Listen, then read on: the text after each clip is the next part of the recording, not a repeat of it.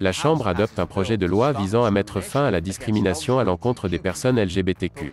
Cela mettra-t-il réellement fin à la discrimination? Et qu'est-ce qui pourrait mal tourner?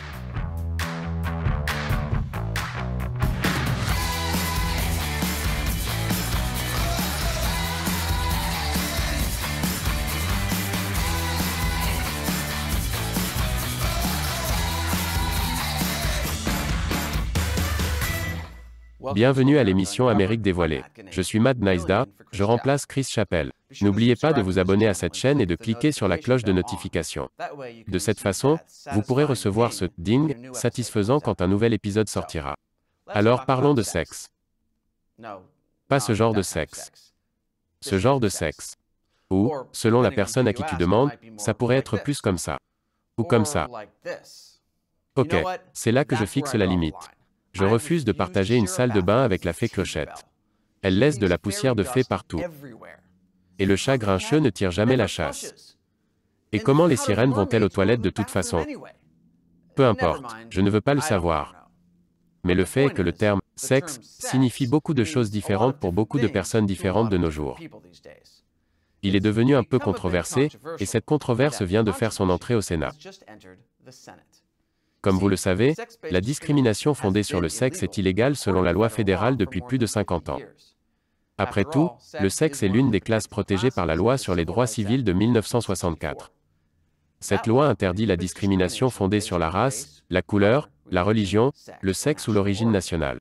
Mais le 7 mars, le terme « sexe » en tant que terme juridique, a été modifié par la Chambre des représentants qui a adopté la loi HR5, connue sous le nom de « Loi sur l'égalité ».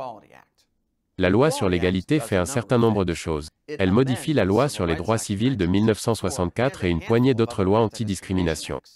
Elle précise que le « sexe » en tant que classe protégée inclut désormais l'orientation sexuelle et l'identité de genre.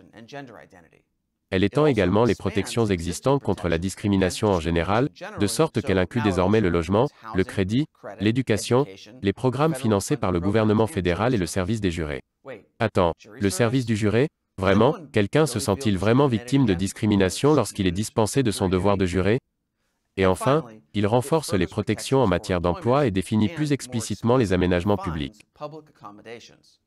Non, pas ce genre de locaux publics. Attends, on n'a pas déjà fait une blague sur les toilettes? Ne me regardez pas ainsi. On a engagé un nouveau rédacteur. Les établissements publics sont définis comme tout établissement qui fournit des biens, des services ou des programmes au public. Donc, comme les magasins et les stations d'essence et d'autres choses. La loi sur l'égalité a été introduite pour la première fois au 114e congrès en 2015. Elle a finalement été adoptée par la Chambre des représentants en 2019, mais n'a jamais été votée par le Sénat. De plus, le président Trump a indiqué qu'il y opposerait son veto, de toute façon. Un responsable de la Maison-Blanche a déclaré à l'époque que l'administration Trump s'oppose à la discrimination et soutient l'égalité de traitement pour tous, mais que la loi sur l'égalité était remplie de pilules empoisonnées qui menacent de saper les droits parentaux et de conscience. Nous reviendrons sur les différentes objections au projet de loi dans une minute. Tout d'abord, voyons ce que les partisans ont à dire au sujet de ce projet de loi. Les partisans disent qu'il s'agit d'une législation historique qui aurait dû être adoptée depuis longtemps et qui élargirait la législation fédérale sur les droits civils afin d'interdire la discrimination fondée sur l'identité sexuelle et l'identité de genre. Elle n'est pas tout à fait aussi pertinente qu'elle l'était avant la décision de la Cour suprême dans l'affaire Bostock contre Clayton County, qui s'est produite en 2020. La Cour suprême a essentiellement déclaré que la loi sur les droits civils de 1964 couvre déjà la discrimination à l'emploi fondée sur l'orientation sexuelle ou le statut de transgenre. Cela rendrait donc inutile une loi supplémentaire à ce sujet. Mais les partisans de la loi sur l'égalité font remarquer qu'elle couvre bien plus que la simple discrimination à l'emploi. Le projet de loi lui-même commence par une liste de conclusions concernant la discrimination dans divers domaines à l'encontre des personnes LGBTQ ou des personnes perçues comme telles. L'argument des partisans est simple. La loi s'appelle Equality Act parce qu'elle garantit l'égalité de traitement de tous devant la loi. Toutefois, les opposants à la loi disent que ce n'est pas le cas. Je vous expliquerai pourquoi après la pause. Bienvenue à nouveau. De nombreux opposants à la loi sur l'égalité aiment l'idée de protéger les personnes LGBTQ contre la discrimination. Mais ils ont des préoccupations sur la façon dont la loi sur l'égalité s'y prend. L'une des principales préoccupations concerne la liberté de religion. La loi sur l'égalité stipule explicitement que la loi de 1993 sur la restauration de la liberté religieuse, ou RFRA, ne doit pas servir de base pour contester l'application ou la mise en œuvre d'un titre couvert. En d'autres termes, cette loi de 1993 permet aux individus de saisir la justice s'il estime qu'une action gouvernementale a un impact excessif sur leur capacité à exercer librement leur religion. Et en cas de recours à la justice, le gouvernement doit démontrer que son action portant atteinte à l'exercice de la religion de la personne est le moyen le moins restrictif de promouvoir un intérêt gouvernemental impérieux. Mais la nouvelle loi sur l'égalité stipule que la loi de 1993 ne s'applique pas à la législation sur les droits civils. Cela signifie que les gens ne peuvent plus aller au tribunal pour la contester pour des raisons de liberté religieuse. Les opposants à la loi sur l'égalité affirment donc que cette clause les prive du droit de faire valoir leur liberté de religion au tribunal.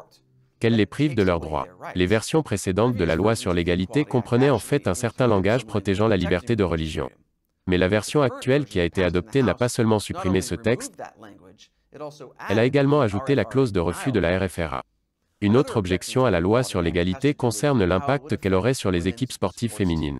De nombreux opposants affirment que la façon dont la loi sur l'égalité définit le sexe obligerait à autoriser tout athlète qui s'identifie comme une femme ou une femme transgenre à rejoindre les équipes sportives exclusivement féminines à travers les États-Unis. Ces personnes affirment que les athlètes transgenres dans les équipes féminines ont un avantage biologique inhérent et injuste sur les femmes biologiques. Certains s'opposent également à l'idée de laisser les hommes biologiques entrer dans les toilettes des femmes, les vestiaires et les installations de protection telles que les refuges pour femmes battues. D'autres s'inquiètent du fait que la loi sur l'égalité entraînerait des amendes en cas d'erreur d'appellation, des mandats sur la façon dont les écoles définissent le sexe, et l'oppression par le gouvernement des collèges et universités religieux. Comme on pouvait s'y attendre, compte tenu du sujet, certains des opposants ont des raisons religieuses pour justifier leurs objections. La députée Marjorie Taylor Greene déclare « La loi sur l'égalité sur laquelle nous devons voter cette semaine détruit la création de Dieu ». Pour être juste, elle poursuit en disant « On peut s'y prendre tout à fait différemment pour mettre fin à la discrimination sans détruire les droits des femmes, les droits des petites filles dans le sport et la liberté de religion. » Et les partisans de la loi sur l'égalité au Congrès qualifient nombre de ces objections de « leurres », c'est-à-dire des arguments trompeurs. Ils affirment que les lois qui tentent d'atteindre des objectifs similaires au niveau des États n'ont pas eu les résultats que les opposants craignent. Et que chaque fois que des avancées ont été réalisées pour les personnes LGBTQ, les opposants ont prédit des catastrophes de type pente fatale, qui ne sont jamais arrivées. Comme l'a dit la députée démocrate Mary Newman, je vous encourage tous à ne pas faire de la religion une arme et à ne pas faire de déclarations inutiles sur le sport. Mais ces objections sont-elles vraiment des leurs? Si l'on examine le libellé du projet de loi lui-même, certaines des déclarations sur ce qui se produira, se produirait, ou pourrait se produire, si le projet de loi était adopté semblent un peu tirées par les cheveux. Mais d'autres se sont déjà produites.